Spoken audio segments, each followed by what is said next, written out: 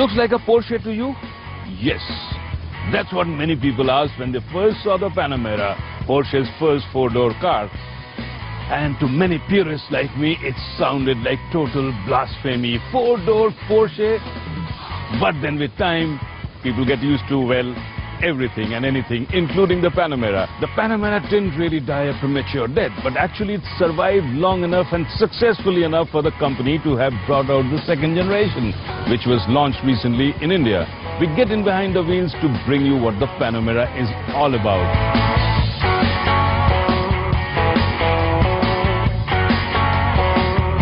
Porsche launched the Panamera to widen its customer base. And to do that, it chose the Gran Turismo way. Elongate the wheelbase, fill up the car with 4 seats, add 2 more doors, and bring in a few more creature comforts, without taking away anything from underneath the bonnet. The engine with its mammoth power output still remained the central figure and encouraged drivers to play the Porsche theme music of instant power and rapid acceleration. The only difference was that with 4 doors and 4 seats, they could take their loved ones to this lively opera of hard acceleration and fast cornering with instant precision. And all this came wrapped in impeccable credentials of the Porsche brand. Perfect recipe for a sports car turned into a high-performance family sedan.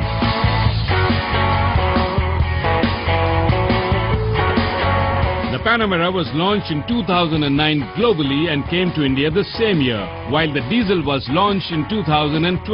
Over 100,000 units have been sold so far globally, and this probably makes Porsche's assumption right that there is a big market for a Porsche branded car which is practical and can take on the high-end performance sedans. In India, the Panamera is sold in 4 petrol variants and a 3-liter diesel variant which we are driving today.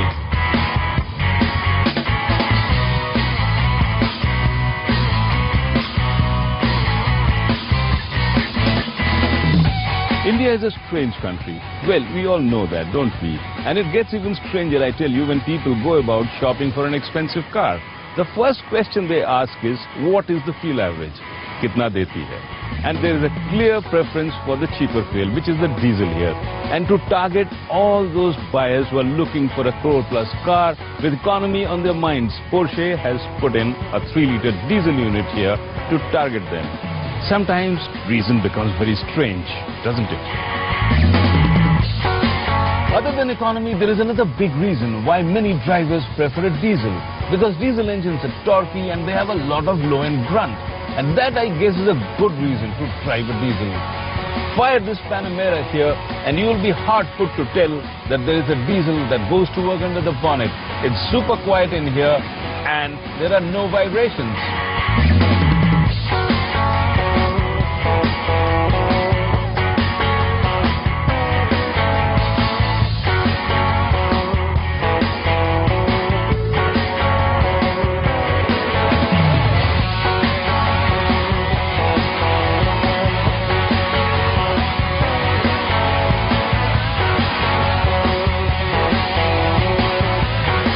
Panamera diesel is no fire-spitting monster like its older sibling the 911 or even the Boxster.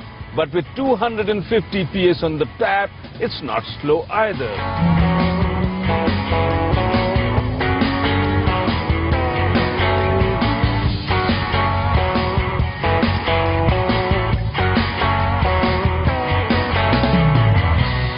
But what really comes in handy is the 550 Newton meters of torque. And that should be really helpful in city driving. For all those who have economy on their minds, this diesel unit should be good news. And my guess is it should average around 10 kilometers per liter, even in city driving conditions.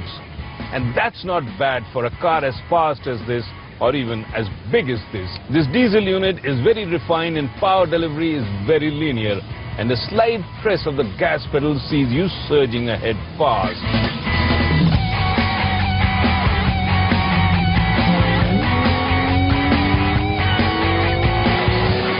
So driving dynamics, you are sure to miss the Porsche DNA.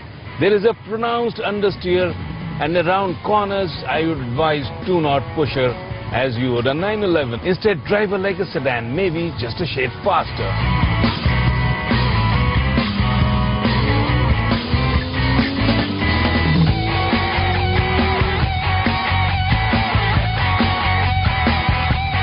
Panamera looks like a Porsche, is built like one and has the same classy feel to it. But to me, it looks like a 911 stretch limo. And for the first time, while reviewing a Porsche, we will talk about leg space, head space, rear seat comfort, and even boot space. But I guess there are plenty of people in India who like to be chauffeured around, even if it's in a Porsche. And this car is meant for all those people. So what are the changes in the second generation Panamera? Well, the rear windscreen has been made 10 centimeters wider and the D-pillar has been made slimmer to help increase visibility. The light cluster with bi-xenon as standard and LED as an option is new, and so is the fog lamp and the air dam. And this has given the front a changed identity. The side view mirrors now have a camera to help you drive and park better, and the 18-inch wheels are of new design too. The rear tail lights too are redesigned, and the twin exhaust reminds you that it is still Porsche power coming from under the bonnet.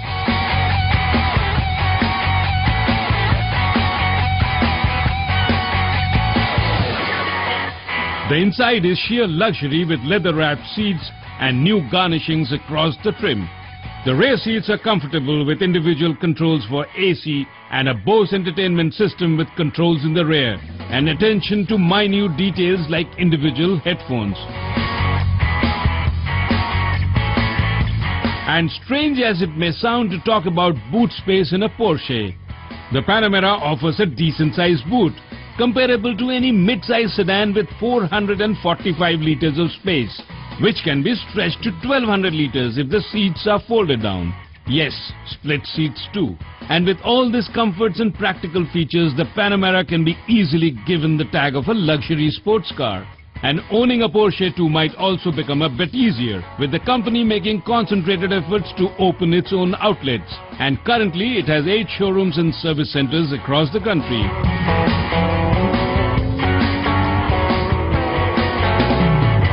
Practicality is what you are looking for in a high-end sports car, which by itself is a contradiction, then this Panamera might just work for you with 4 doors, 4 seats and even a boot. And she's gorgeous and a complete head turner, which adds to the appeal. But for me, the brand Porsche signifies 2 things: unadulterated performance and top-notch driving dynamics. And I would rather have my Porsches fast with 2 doors rather than an extended wheelbase with 4 doors.